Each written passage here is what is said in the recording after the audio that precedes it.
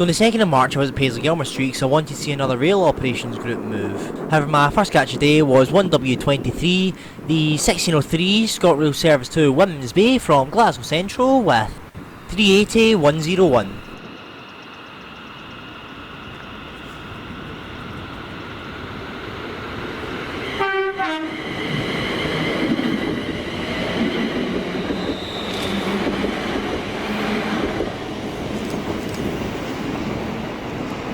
Then this is 5Q08, the delayed 1432 turned up at 1604, rail operations group service to Kilmarnock, Bonnyton Depot from Yoker CS with 57312 dragging 320-315.